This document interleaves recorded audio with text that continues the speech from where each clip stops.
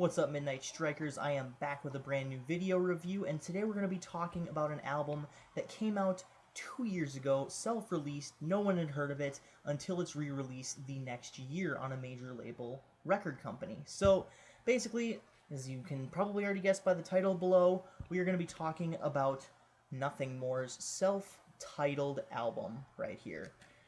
This is their major label debut. Not their debut album, but for all intents and purposes, this could be a reboot of the entire band right here.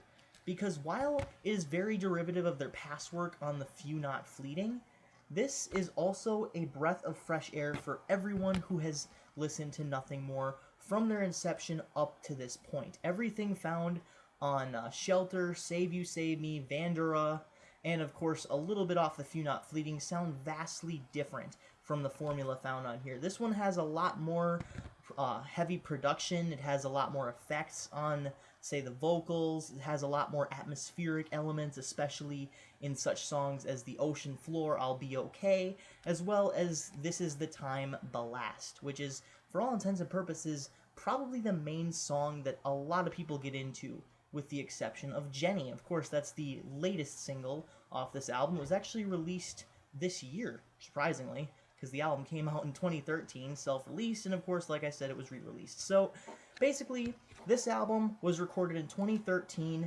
and let me tell you, it is a massive improvement over The Few Not Fleeting. Now, I love me some Few Not Fleeting, but that album didn't necessarily grab me by the throat as much as this did. Now, this album is what got me into Nothing More. I first saw them live at Rockfest over the summer, and, getting into it, I kind of wanted to know what I was getting into, so I started looking up all of the bands on the roster, and really Nothing More was the band that intrigued me the most. I loved their sound. I loved how much range Johnny Hawkins got with his voice, and finding out the fact that he wasn't the original lead vocalist kind of intrigued me even more to kind of go and dig around and find all their old stuff, which was very hard to do, mind you, because really, you can't find any of their old stuff online. You can't get it on Amazon, you can't get it, torrenting or anything hardly like that. You can't get it on their website. Really, the only two albums that they advertise are the self-titled and The Few Not Fleeting. Because, of course, with The Few Not Fleeting, they had Johnny into the mix. Like I said in my review of that, you can check that out as well. And that pretty much changed everything for the band. I think he was the drummer since the band's inception, or at least midway through their career.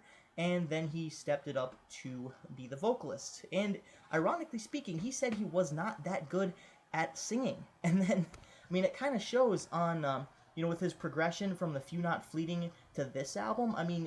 He improves tenfold. He's good on The Few Not Fleeting, but he pushes himself to even greater heights on this record, especially with the highs, especially with the lyricism, and just pretty much everything about it.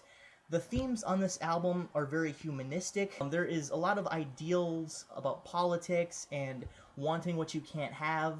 MTV, or Mr. MTV in particular, has, the one part where it talks about, you're feeling empty inside until you get all that materials, the drugs, the sex, basically speaking out against MTV and the drugs, sex, rock and roll lifestyle that bands these days are known for. Of course, it goes much deeper than that, especially with the song Jenny. Maybe you should just fall and leave the world and lose it all.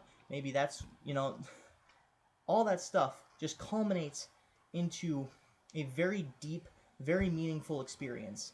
And this is a very, very well-written album. There's a lot of different stuff on it, and I know I tripped on my words a little bit before, but let me tell you, it's very powerful when you're listening to it. I'll Be Okay, in particular, is one of my favorite songs just because of how well Johnny captures all of the emotion in his heart, in what he's talking about. And of course, then the guitars come in, and everything just culminates together to form the perfect and most powerful product that they possibly could. This is one of my favorite albums that I've listened to this year, and that, I don't say that lightly. This is probably one of the best written albums in recent years, especially, taking a humanistic approach and having a lot of political ideas thrown in there, and ideas just about basic general human psychology and why we do the things that we do.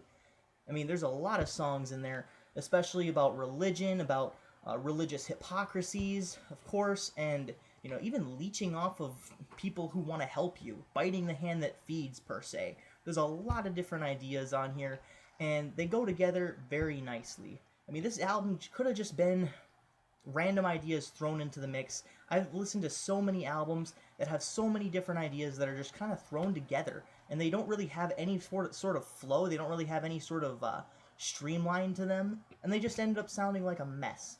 Not this album. This album is just the perfect way to combine all of these influences and make them sound good. So, my final rating is probably going to be a 9.7 out of 10. Absolutely love this album. This is Midnight Strike 3625. I hope you enjoyed this review. 9.7 out of 10. As always, keep calm and rock on.